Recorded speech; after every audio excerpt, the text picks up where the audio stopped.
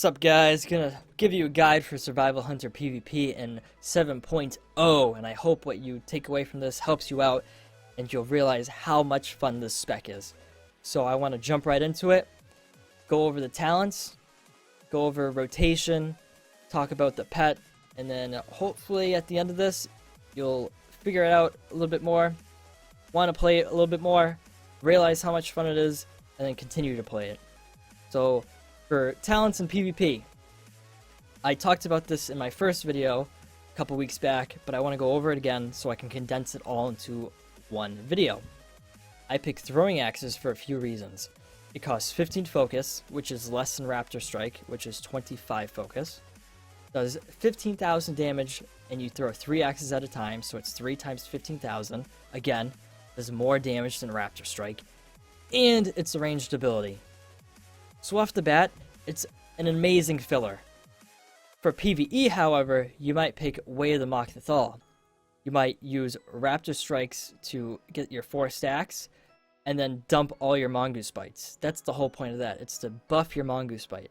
But for PvP and situations where you can't reach the person, or you need a better filler for more damage, throwing axes is such a good talent.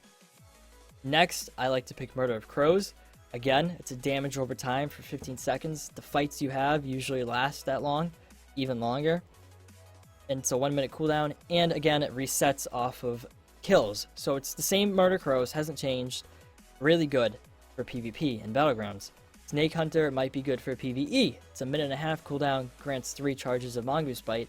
So if you don't get any procs after using your first 3, Snake Hunter, get the damage buff. Do a lot of damage. Might be good for PvE, but I much prefer Murder of Crows. Next, I pick Post Haste. It frees you. It's an 8-second speed boost, and it's off of Harpoon's cooldown, which is 20 seconds. So it's just really good. Compared to Dash, which only gives you 3 seconds of extra speed on a 3-minute cooldown for aspects of the cheetah. Fire Strider might be good, 10% chance to reset remaining cooldown on Harpoon, but the freedom and speed boost on Post Haste is just really good. Then I like to pick Steel Trap. Again, really heavy damage, damage over time, and it's a 1-minute cooldown compared to Caltrops, which is a 15-second cooldown, does less damage, and I think it's a, if I believe, it's a, yep, it's just like another trap, but, and it gets rid of your tar trap, so overall, Steel Trap's just so much better. Then I like to pick a Ranger's Net, and there's a few reasons why I like to pick Ranger's Net. Let's say you're starting off attacking someone, let's get Steel Trap back. You can throw your Ranger's Net at them, and immediately hit him with a guaranteed Steel Trap. So that's perfect, and you get that damage out. And if they, let's say your Harpoon's on cooldown, throw your Ranger's Net at them, throw your tar trap down, sorry, get right back into the fight. It's just perfect. Camouflage will be fun for, say, World PvP or maybe Arena, but overall, the Ranger's Net into a trap, whether it's Steel Trap or Frost Trap, just really good. Then I like to pick Dragon Fire Grenade. Again, another dot, and it slows, and it's a ranged ability. Just, they're so good, especially for what we're doing for PvP. Compared to Serpent Sting, which is based off of Raptor Strike, it does less damage over 15 seconds compared to Dragon Fire over 8 seconds. So Dragon Fire Grenade, much better. Butchery is kind of weird. It's a recharged ability. It also uses Focus. 13-second cooldown ability uses 40 Focus, but it's weird because your artifact, I believe, gives you an ability just like this. So overall, Dragon Fire is just better anyway. And then the last one, I pick Expert Trapper. Buffs the damage on Explosive Trap, buffs your Steel Trap damage, and it buffs your Tar Trap to root people who walk through it.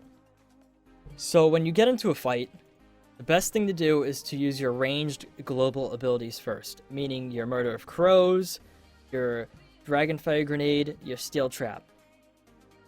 What you should do is throw a Ranger's Net into a Steel Trap with your Murder of Crows, and then throw your Dragon Fire Grenade. Hopefully the Ranger's Net slow is still on them, and if not, your Dragon Fire Grenade slows them too. That way you can either walk right up to them to fight them, or Harpoon into them. Which You should save your harpoon in case they like blink away or they heroic leap away, whichever class it is, you know, you can just harpoon right at them. Then when you get into their face, you put explosive trap down, and then you use your instance abilities.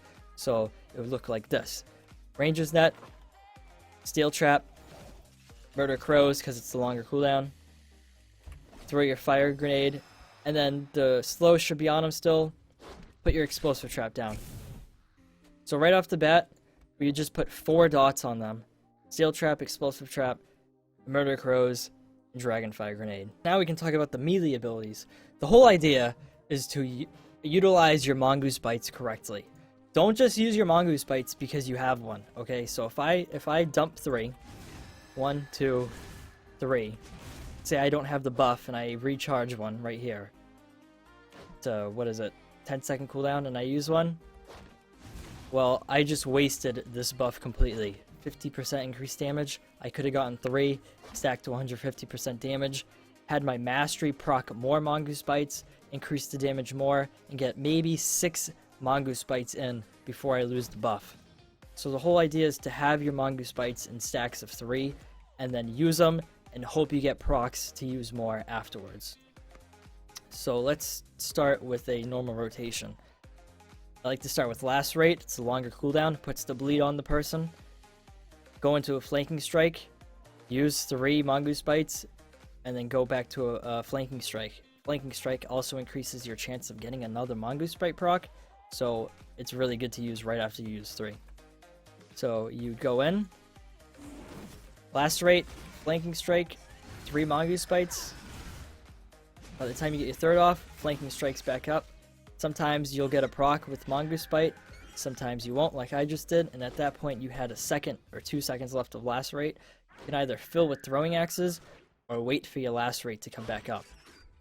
So let's do that again. Lacerate, Flanking Strike, 3 Mongoose Bites, back into a Flanking Strike, no proc, we're going to do a filler, Lacerate, our Flanking Strikes back up, and now here we are at this point where we have no more buff and we have 1 stack of Mongoose Bite. Don't use it just because you have one. You want to wait for the recharge again, or wait for your pet mastery to give you an additional charge of Mongoose Bite.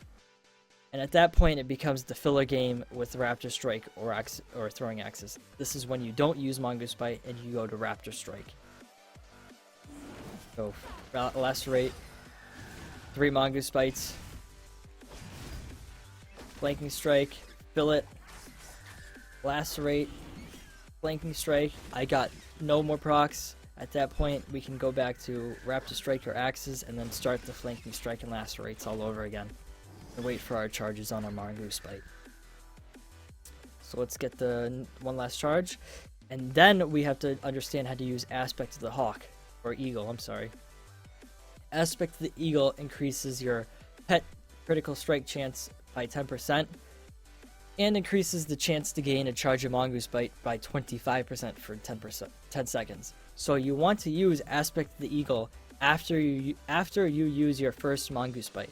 So we go in, we Lacerate, Flanking Strike, use our first Mongoose, Aspect of the Eagle. Now this is where we get our charges right there. Get more charges. We're at 6 stacks, 7. We just did 7 Mongoose Bites with a 6 stack buff. Now lastly, I want to talk about the pet I use, which is the Carrier Bird. And I get it from Talador. And it's really good because it gives you a Mortal Strike that lasts for 10 seconds, reduces healing done by 25%, 6-second cooldown, 100% uptime. And then I use Cunning for my talents because it gives you Roar of Sacrifice, which is a amazing defensive cooldown, makes it so you're uncrittable. Your target's uncrittable, and it also gives him a trinket. So overall, just really good talent tree for the pet is Cunning. So that's pretty much it. I hope you picked up some new information off of this and you understand how to play survival just that much more. And honestly, play it. Just keep playing it, get used to it. You're going to have a lot of fun. So thanks for watching. Hope you subscribe and stay tuned for future videos. Thanks a lot. Peace out.